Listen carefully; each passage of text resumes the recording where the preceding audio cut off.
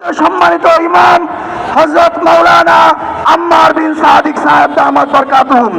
এই পর্যায়ে আপনারা বক্তব্য পেশ করবেন হযরত মাওলানা আম্মার বিন সাদিক সাহেব দামাত বরকাতুহুম।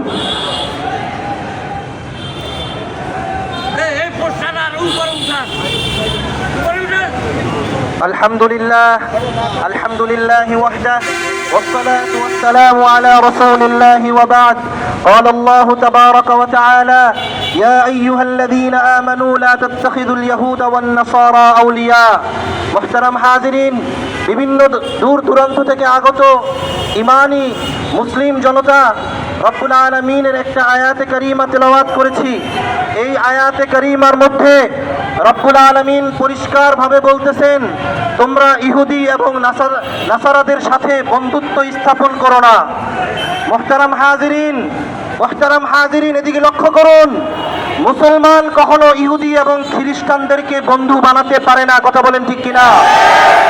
ইহুদি খ্রিস্টানদের সাথে যারা বন্ধুত্ব স্থাপন করবে, মনে রাখতে হবে আমাদের পিছনে তারা কুকুরের মতন বসে আছে। কথা বলেন ঠিক কিনা?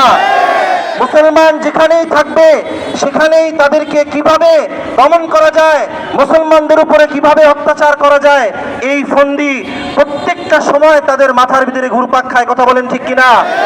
মুহতারাম হাজিরিন, ইসকন নামের যে সংগঠন আমাদের বাংলাদেশে মাথা চারা দিয়ে উঠেছে, এটা দুদিনের কোনো সংগঠন নয়। কথা বলেন ঠিক কিনা? সারা পৃথিবীতে ইসকন নামক এই সংগঠনটিকে সারা পৃথিবীতে বয়কট করা হচ্ছে।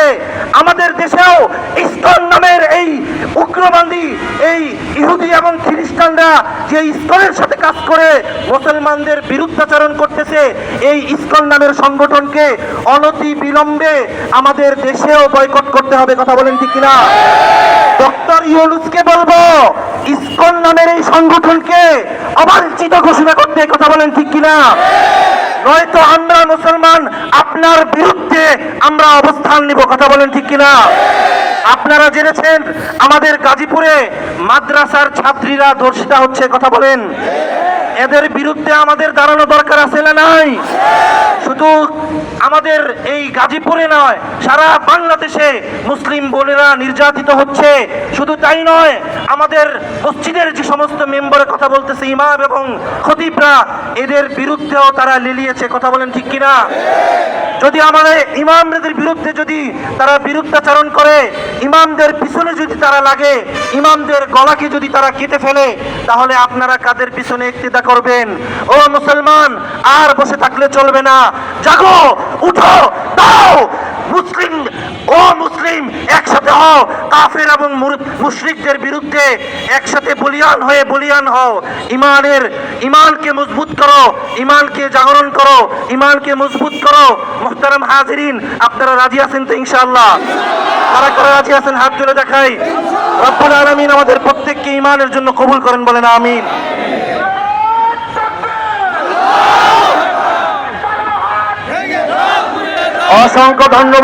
অসংখ্য ধন্যবাদ।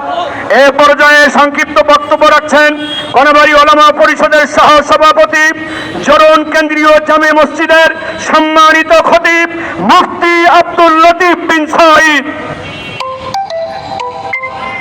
আসসালামু আলাইকুম।